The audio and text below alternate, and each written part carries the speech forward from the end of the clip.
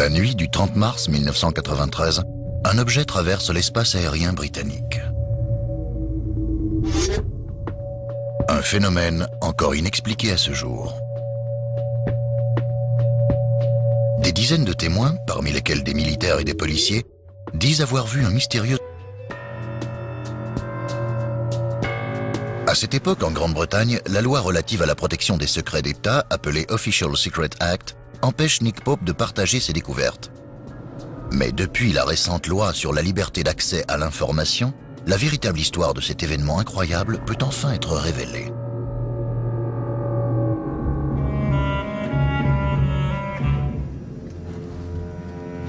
Pendant 3 ans, Nick Pope dirige un service méconnu du ministère de la Défense. Un poste peu convoité. Officiellement, j'étais à la tête du secrétariat Air Staff de A. En clair, il s'agissait du bureau des OVNI.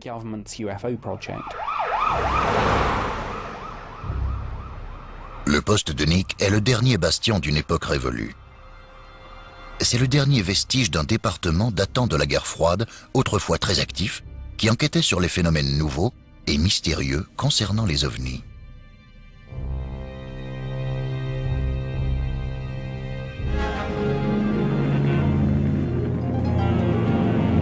Un projet d'une importance mondiale en matière d'ufologie.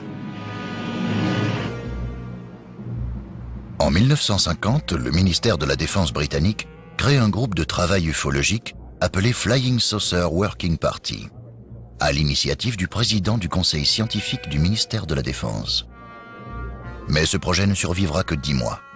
Le rapport final stipule: il est fortement recommandé de ne pas entreprendre de recherche sur des phénomènes aériens inconnus, à moins d'être capable d'en apporter une preuve matérielle.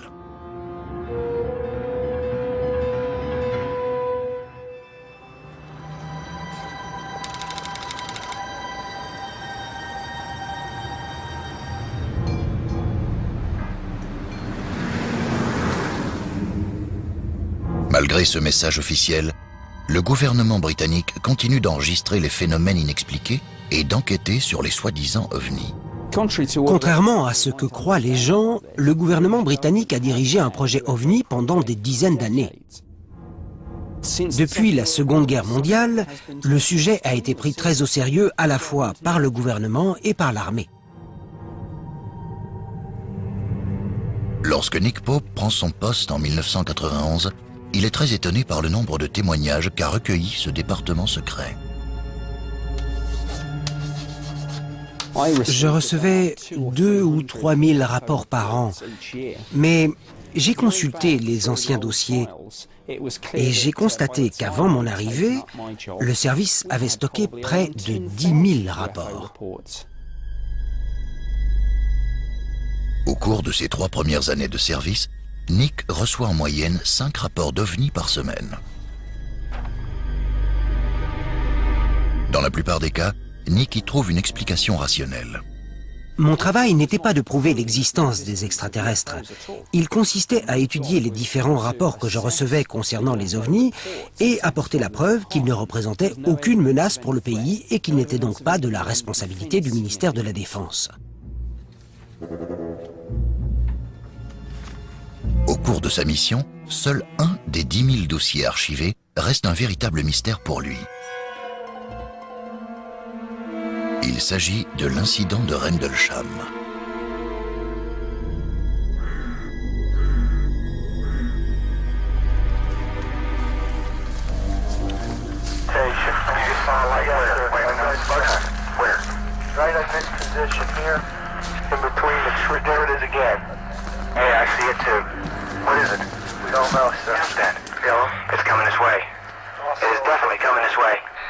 On entendait la peur dans leur voix.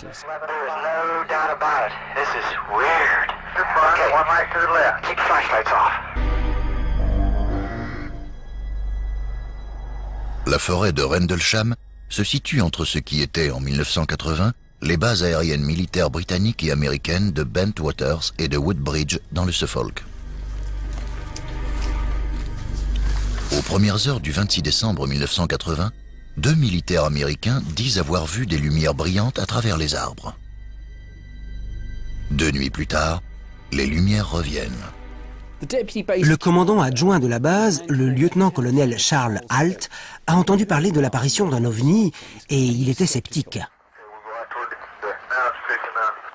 Il a donc formé une petite équipe pour partir en observation dans la forêt. Pour utiliser ses propres termes, elle avait pour but de démystifier cette histoire irrationnelle.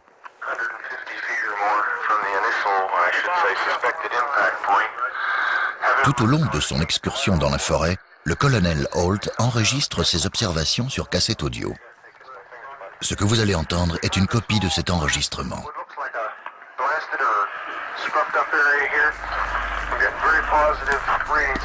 Cet enregistrement est très important parce qu'il commence tout à fait normalement avec une description de l'opération et des déplacements dans la forêt. Il est calme, très posé, un véritable professionnel. Et puis, progressivement, il se laisse prendre par cette histoire. Il commence à être plutôt tendu, très excité.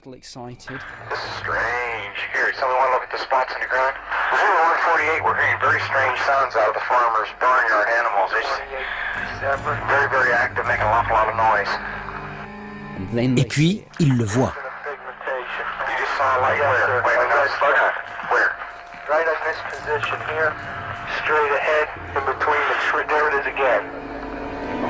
Watch, straight ahead off my flashlight there. There it is. Hey, I see it too. What is it? We don't know, sir. So can I get some? Yeah, it's a strange, small red light. Looks to be out maybe a quarter to half mile, maybe further out. I'm gonna switch off it. The light is gone now. It was approximately 120 degrees from the site. Is it back again? Yes, sir. Oh, that's the flashlight set. There is no doubt about it. There's some type of strange flashing red light ahead. It's yellow. I saw a yellow tinge in it too. Weird. It appears to be maybe moving a little bit this way. À un moment, la lumière s'est dirigée vers eux et on entendait que la tension commençait à monter. On entendait presque la peur dans leur voix.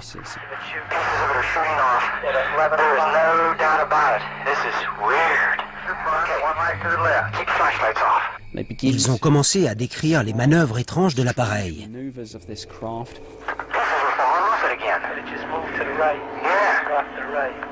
Strange. Here he comes from the south. He's coming toward us now. Looks like an eye winking at you. Still moving from side to side. Les hommes que vous venez d'entendre sont convaincus qu'il s'agit d'un ovni. Et en tant que militaires d'une base aérienne, ils sont bien placés pour faire la différence entre l'ordinaire et l'extraordinaire. Peu de temps après l'incident, un grand nombre de ces témoins se sont enfermés dans le silence, disant qu'on leur avait demandé de se taire pour une question de sécurité nationale.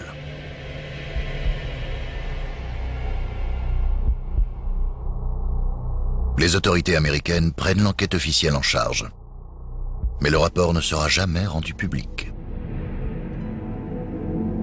Un secret qui alimente la théorie de ceux qui croient aux ovnis et affirment que l'incident de Rendlesham était une couverture officielle. Quant à Nick Pope, il est convaincu que si l'affaire avait été consciencieusement menée, une explication aurait pu être trouvée.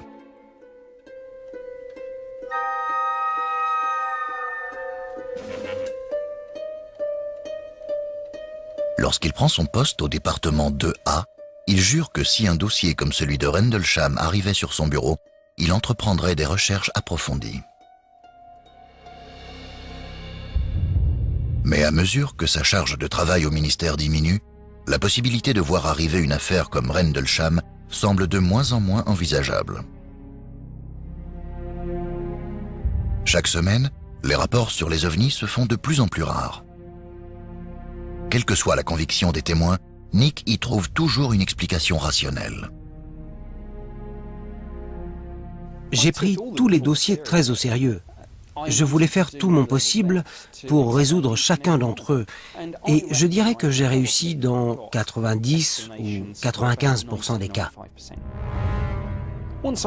Quand je recevais un dossier concernant un ovni, je vérifiais un certain nombre de choses.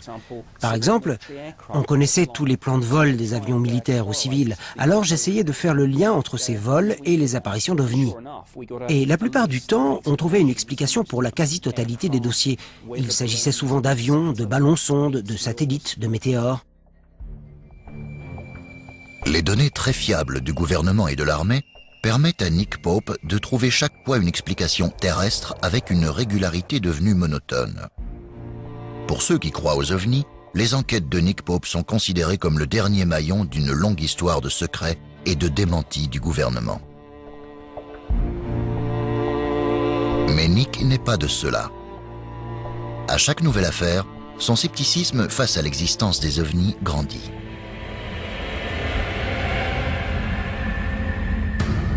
Mais le 30 mars, quelque chose va ébranler ses plus grandes convictions.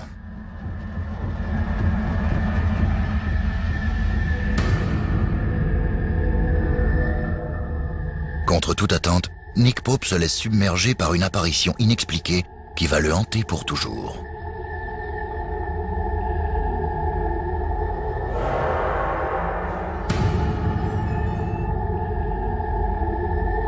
Un immense objet volant non identifié est apparu devant des centaines de témoins à travers une grande partie de la Grande-Bretagne.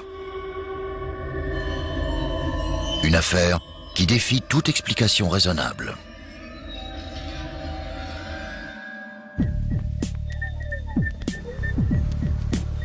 Lorsque Nick arrive à son bureau le matin du 31 mars 1993, il comprend rapidement que ce ne sera pas un jour comme les autres.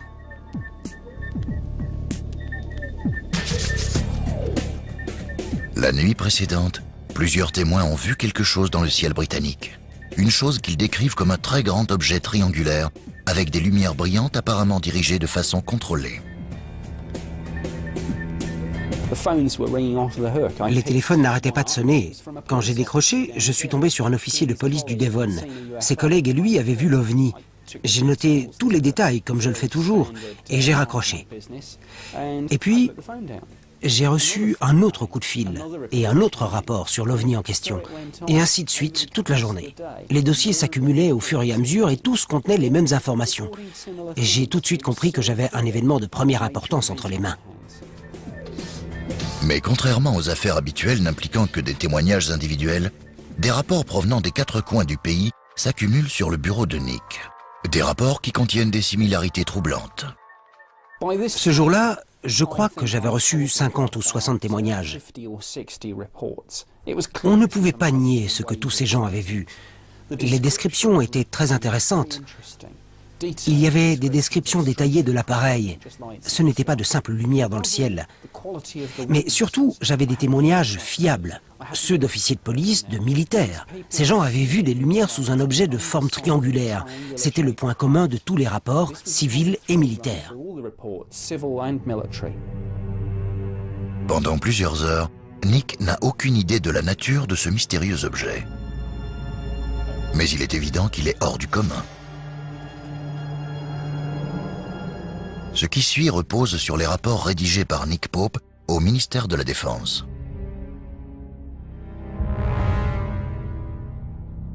« 21h30, le 30 mars 1993.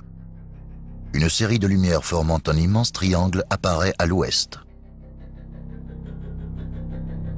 En quelques secondes, elle pénètre dans l'espace aérien britannique et traverse les côtes galloises en se dirigeant vers l'intérieur des terres.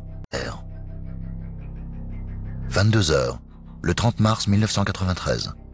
Un officier de police qui est de repos remarque un objet venant du nord volant à basse altitude dans les collines de Quantock du Somerset. Les témoignages de ces personnes sont tellement précis que Nick peut retracer avec précision le parcours du mystérieux objet. Contrairement à tous les soi-disant ovnis sur lesquels il a enquêté dans le passé et qui semblaient apparaître et disparaître au hasard, celui-ci semble avoir un objectif précis. Ce que Nick découvre en retraçant le parcours suivi par le mystérieux objet volant le laisse sans voix. L'objet s'est dirigé droit sur ce qui était à l'époque des bases militaires clés de l'armée britannique. Celles de Cosford et de Shawbury. Nick estime rapidement que l'appareil est resté dans le ciel britannique pendant 5 heures. Le nombre et la fiabilité des témoins sont extraordinaires. Et tous concordent parfaitement.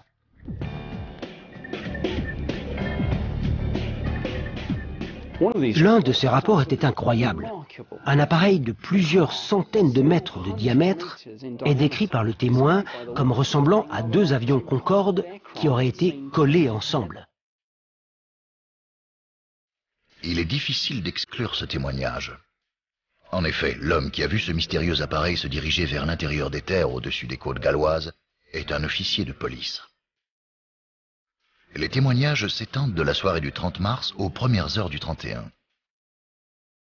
Au cours de cette période, l'imposant objet triangulaire survole une grande partie du pays en toute impunité. 1h10 du matin, Liscard dans le Cornwall. L'OVNI est aperçu par un autre officier de police qui le décrit comme un triangle de lumière brillante se dirigeant silencieusement vers le nord. Ce témoignage est confirmé par des rapports similaires peu de temps après dans le Devon et le Cornwall.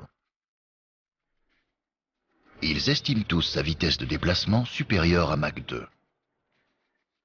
Mais le plus important n'est pas ce que ces témoins ont vu, mais où ils l'ont vu.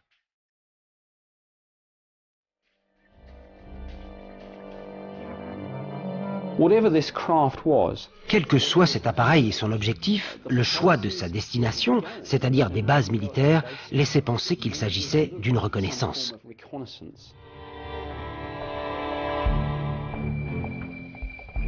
En poursuivant l'étude des différents témoignages, Nick parvient à les regrouper en 2 vagues distinctes.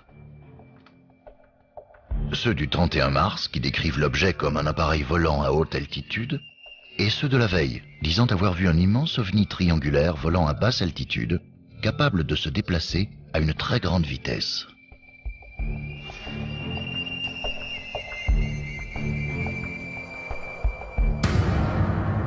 Mais pour Nick, l'éternel sceptique, l'hypothèse d'un escadron d'extraterrestres venus en reconnaissance relève de la science-fiction.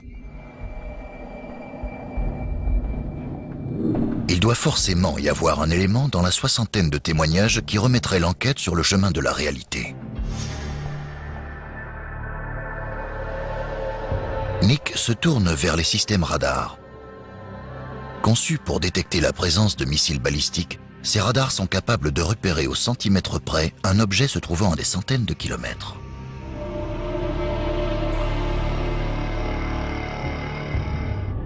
Peut-être ont-ils enregistré la présence d'un ou de plusieurs objets qui pourraient expliquer la description que les témoins ont fait de l'appareil. Selon les témoins, ce qu'ils ont vu était immense, avec peut-être plusieurs centaines de mètres de diamètre. Il avait des lumières intenses et passait d'une vitesse lente à des pointes pouvant dépasser les 1600 km/h sans émettre un seul son.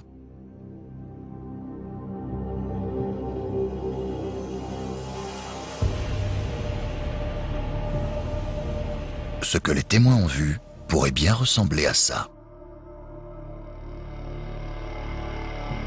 Il s'agit d'une formation de satellites en orbite. Elle peut facilement faire penser à un énorme triangle noir, identique aux objets que les témoins ont décrits.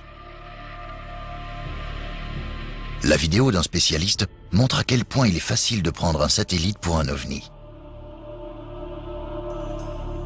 Parmi les nombreux témoignages concernant des ovnis que Nick a étudiés au ministère de la Défense, des centaines étaient en réalité des satellites. Mais pas cette fois. Les radars confirment que la nuit en question, il n'y avait aucun satellite au-dessus de la Grande-Bretagne correspondant à la description du gigantesque objet triangulaire.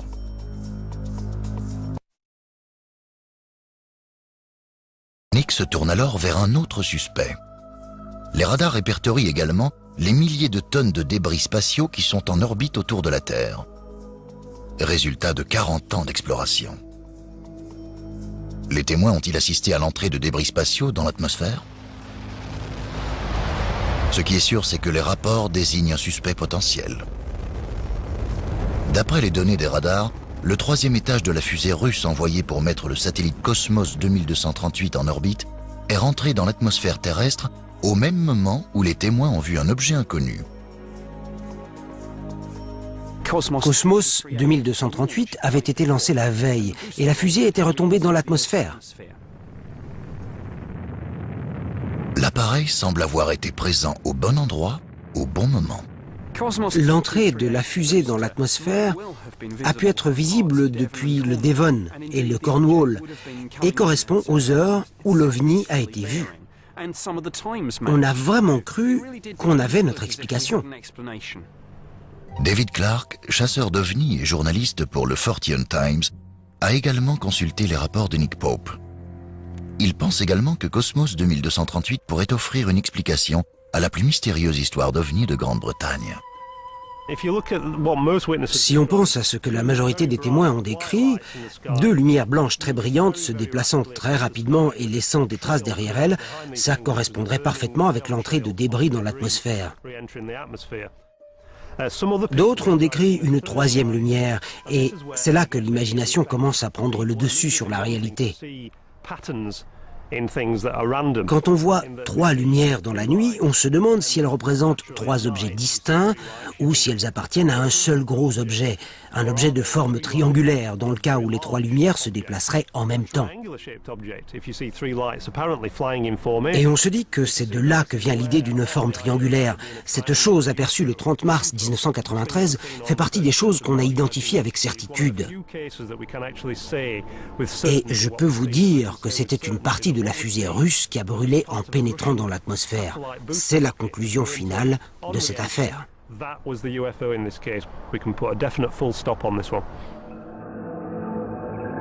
Mais Nick Pope a le pressentiment que cette affaire ne doit pas être bouclée.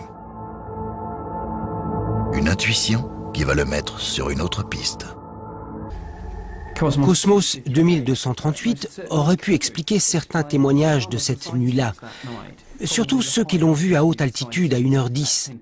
Mais ça ne peut pas tout expliquer. Le fait est qu'un appareil a été vu à des heures différentes et que certains ont vu une forme bien particulière volant à basse altitude.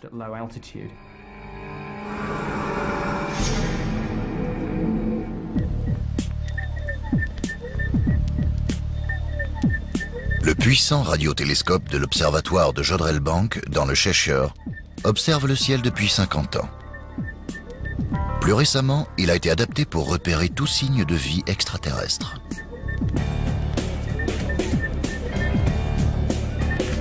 Le directeur de l'observatoire, Ian Morrison, pense également que Cosmos ne peut pas être l'explication à ce mystère.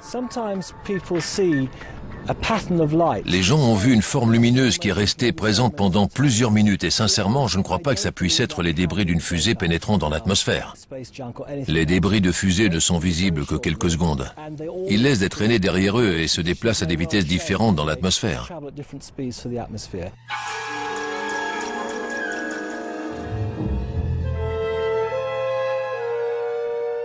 La présence de Cosmos 2238 explique peut-être le fait que des témoins disent avoir vu un ovni volant à haute altitude le 31 mars 1993. Mais elle ne peut pas expliquer les témoignages les plus troublants. L'immense triangle noir volant à basse altitude près des bases militaires plus tôt cette nuit-là.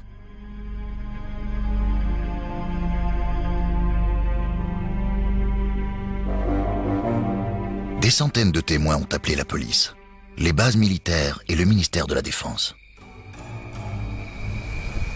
Beaucoup d'autres ont préféré garder le silence sur cet événement étrange. Estelle Burridge fait partie de ceux-là. Elle est passée devant la base de Shawbury à environ 22 h le 30 mars. Elle n'oubliera jamais ce qu'elle a vu dans le ciel. Je marchais depuis environ 2 kilomètres quand j'ai aperçu des lumières dans le ciel qui venaient de ma droite. J'ai cru que c'était des éclairs, mais en regardant mieux, j'ai remarqué que ces lumières brillantes faisaient un bruit de câbles électriques. C'était une sorte de crépitement. comme des bourdonnements. Alors je me suis dit que ces lumières appartenaient à un seul et même appareil. Je me suis dit, mais qu'est-ce que c'est que ces lumières? On aurait dit un objet triangulaire qui envoyait des signaux réguliers. C'était éblouissant, et en voyant toutes ces lumières, je n'avais qu'une envie, c'était de rentrer chez moi. C'était la première fois que je voyais une chose pareille, et je n'en ai jamais revu depuis. La description d'Estelle concorde avec d'autres témoignages relevés plus au sud. Un objet triangulaire noir et immense, volant à basse altitude et pouvant atteindre des vitesses incroyables. Beaucoup d'éléments rendent cette histoire d'OVNI différente de celle que Nick Pope a étudiée jusque-là. Entre autres, la fiabilité des témoins. Une bonne partie des témoins est classée dans la catégorie spécialiste, qui comprend les militaires et les officiers de police. Ces personnes expérimentées se sont confiées à lui parce qu'il fait partie du ministère de la Défense. Ce qui le surprend le plus, c'est qu'elles aient ressenti le besoin de le dire. Généralement, les militaires ou les membres des forces de l'ordre hésitent à parler d'OVNI par peur du ridicule.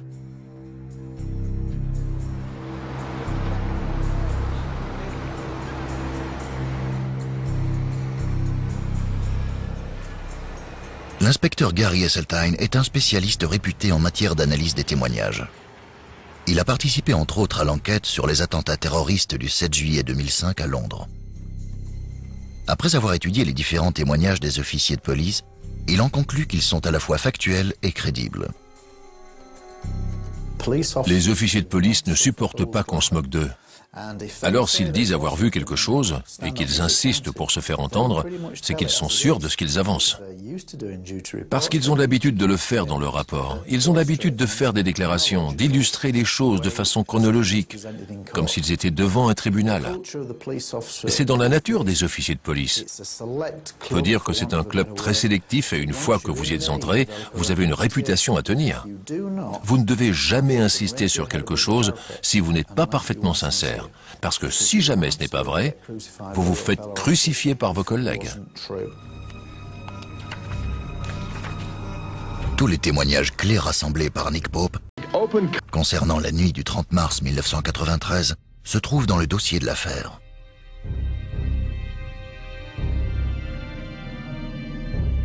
Un rapport qui contient un nombre de témoignages fiables jamais atteints par Nick Pope.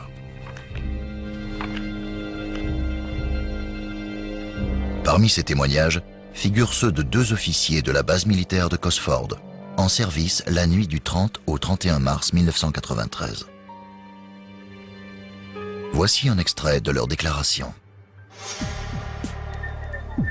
Le 31 mars 1993, j'étais en patrouille sur Leeming Road, près du parking, quand j'ai vu 2 lumières brillantes au-dessus du terrain d'aviation. Les lumières se déplaçaient à très grande vitesse en direction du sud-est à une altitude d'environ 300 mètres. Elles avaient une forme circulaire et n'émettaient pas de rayons. Elles étaient de couleur blanc cassé et toutes de la même taille. Je suis sorti de la voiture, mais je n'ai entendu aucun bruit de moteur. Une légère lueur rouge est apparue au moment où les lumières ont disparu à l'horizon.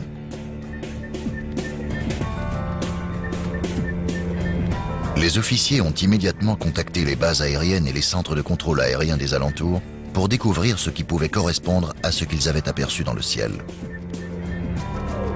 Enfin, il n'y avait aucun appareil à proximité à ce moment-là. Nick compare ces données avec le témoignage d'un civil qui se trouvait près de la base au même moment et découvre qu'il correspond parfaitement à ce qu'ont vu les officiers de la base.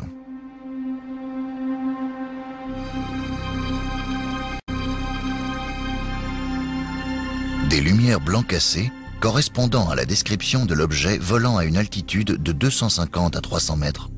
Tout concorde. Un autre témoignage surprenant arrive sur le bureau de Nick.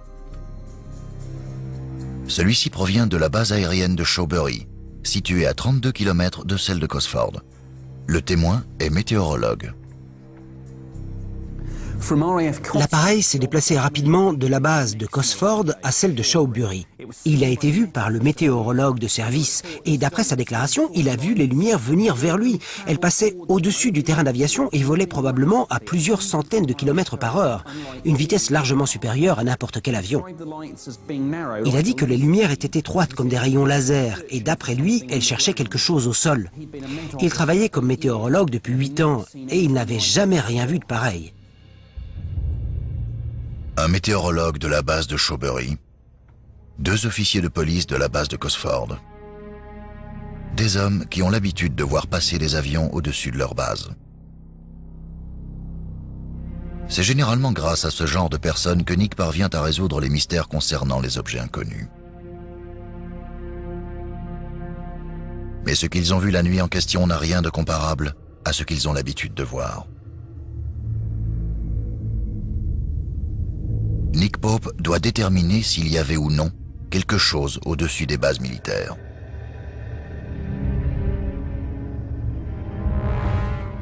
À n'importe quel moment du jour et de la nuit, on peut parfaitement savoir ce qui traverse notre ciel. On a les réseaux des installations radars civiles et militaires et on a le radar d'alerte avancé de la base de Fylingdales.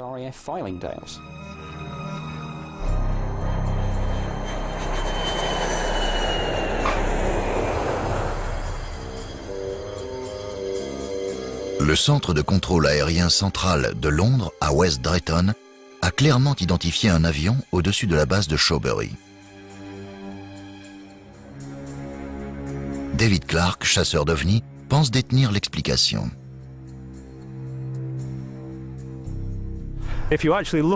Si vous regardez le dossier du ministère de la Défense, vous allez voir que le radar du centre de contrôle a relevé la présence d'un avion à l'heure où l'objet a été repéré.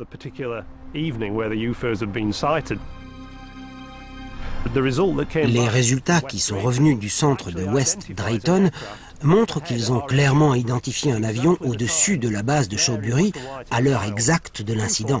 C'est écrit noir sur blanc. À 2h40 du matin, un avion survolait la base de Shawbury. Donc, cet ovni a probablement communiqué avec la tour de contrôle. Ce document décrit l'activité aérienne la nuit en question. Je m'étais adressé au centre de contrôle aérien pour savoir ce qui avait traversé notre espace aérien cette nuit-là. On avait toutes les données du centre et on pouvait donc les comparer avec nos témoignages. Cette ligne est intéressante parce qu'elle parle d'un avion qui a survolé Shawbury. Mais on a relevé une information importante dans les 3 derniers chiffres, c'est-à-dire l'altitude. Cet avion volait à plus de 6000 mètres. Cette altitude ne correspond pas au témoignage des officiers de la base de Cosford, ni à celui du météorologue de Shawbury. Ils disent avoir vu l'OVNI à environ 300 mètres d'altitude. Une différence beaucoup trop importante. Il est très difficile, voire impossible, de décrire avec précision un avion volant à 6000 mètres d'altitude. À 300 mètres, en revanche, un grand nombre de personnes, et surtout de militaires qualifiés, seraient capables d'identifier un appareil connu.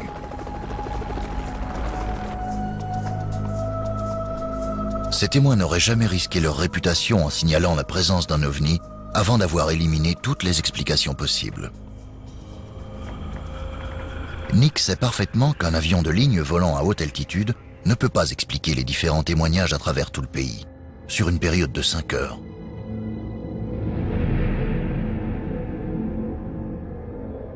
Mais les solutions commencent à manquer.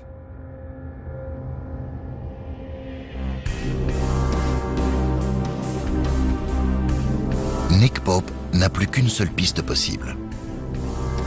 Ce mystérieux objet pourrait-il être un prototype top secret dont même le personnel des forces aériennes ignorerait l'existence?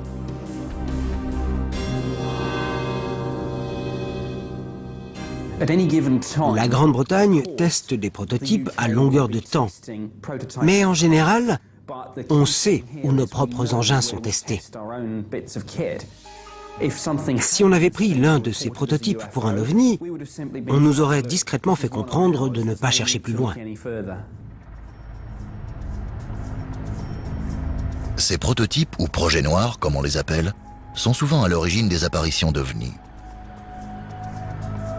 Avant d'être révélés au grand public, le bombardier furtif B-2 et le chasseur bombardier F-117 avaient été pris pour des ovnis. L'extrême discrétion autour du développement et des tests des prototypes militaires alimente la théorie de ceux qui veulent croire que nous ne sommes pas seuls dans l'univers.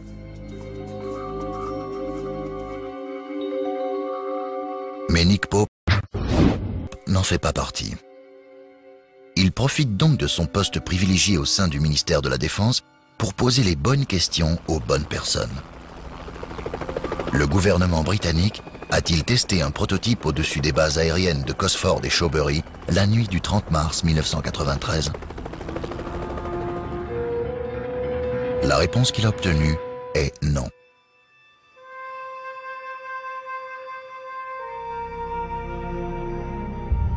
Ce qui ne laisse qu'une solution possible.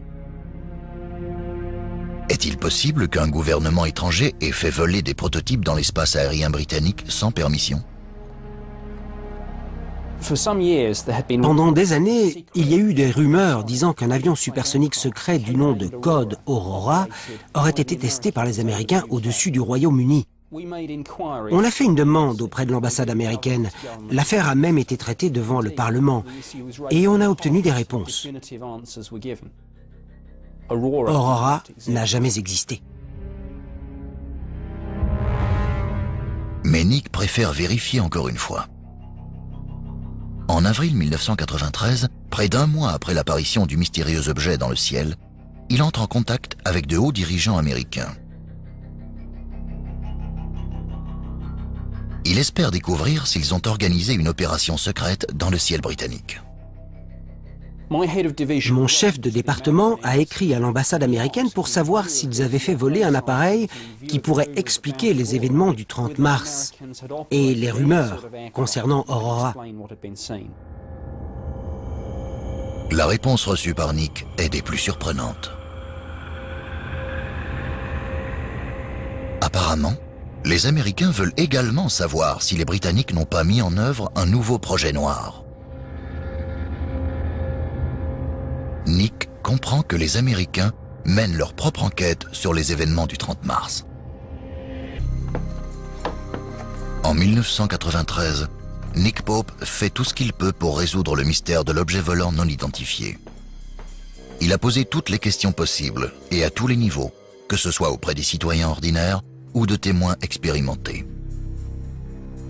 Il a examiné les enregistrements des radars et des satellites. Il s'est même directement adressé au gouvernement britannique et américain. Finalement, il découvre que pendant qu'il menait son enquête, les Américains faisaient également des recherches sur d'éventuelles apparitions d'OVNI. Officiellement, les Américains sont sortis de la course aux ovnis en 1969, quand le projet Blue Book a été dissous. Le document qu'on a reçu soulève un élément intrigant. Il dit « Souvenez-vous que ma requête précédente était motivée par une question de notre attaché militaire à Washington, cherchant à savoir si le Royaume-Uni avait des projets noirs en cours. » Ce qui veut dire qu'alors qu'on demandait aux Américains s'ils avaient envoyé des prototypes secrets dans le ciel britannique, les autorités américaines menaient également une enquête sur des ovnis et cherchaient à savoir si le Royaume-Uni pouvait expliquer ce qui avait été vu. Le dossier complet de l'enquête conduite par Nick Pope nous a été transmis. Mais il manque une copie de la lettre envoyée par les Américains. Le ministère de la Défense ne nie pas l'existence de la lettre, mais ne peut pas expliquer sa disparition du dossier de Nick Pope.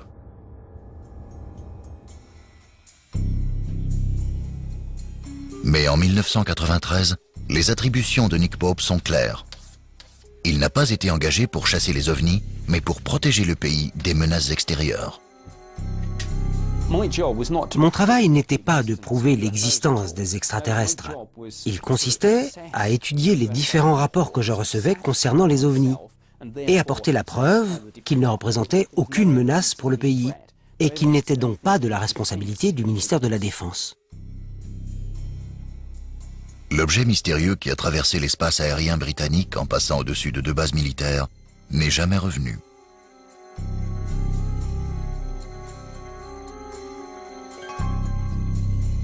Cet incident n'est donc pas considéré comme représentant une menace pour la sécurité du pays. Au grand désespoir de Nick Pope, l'affaire est classée. Il doit rédiger son rapport final. Et comme dans l'affaire de Rendlesham, beaucoup de questions restent sans réponse. Type d'appareil, inconnu. Origine de l'appareil, inconnu. Objectif des occupants, inconnu. Après avoir éliminé toutes les pistes envisageables, Nick se retrouve face à une conclusion dérangeante. Les événements de cette fameuse nuit pourraient-ils être une véritable rencontre du troisième type? Ian Morrison, directeur de l'Observatoire de Jodrell Bank, est à la tête d'un projet de recherche sur une intelligence artificielle appelée SETI. Les ovnis sont très intéressants. Ça signifie objet volant non identifié. Et il y en a énormément.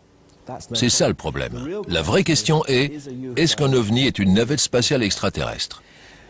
Mais d'après moi, aucune navette de ce genre n'est venue sur Terre jusqu'à maintenant. Ce qui ne veut pas dire que ce n'est pas possible. C'est très difficile, mais pas impossible. Pour être honnête, je suis même sûr que le jour où on entrera en contact avec des extraterrestres, ce sera par ce biais-là, et pas par des envois de signaux à travers la galaxie.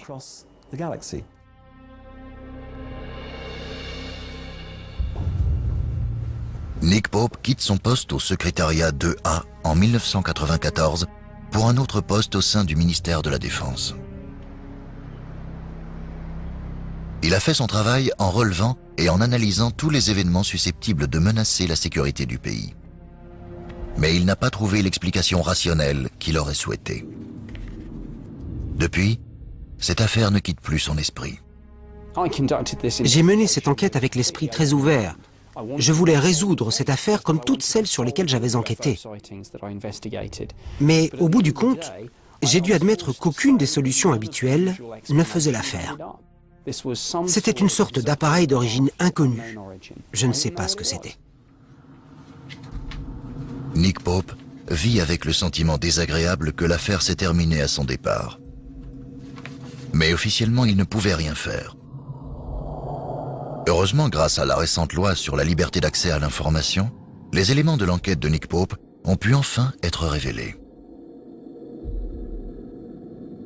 Au milieu des différents documents se trouve un dossier secret.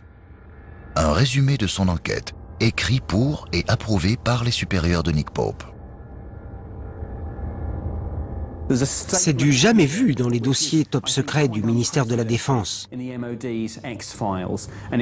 est dit, en résumé, il semblerait qu'il y ait des preuves qu'un objet ou des objets non identifiés d'origine inconnue ait survolé le Royaume-Uni.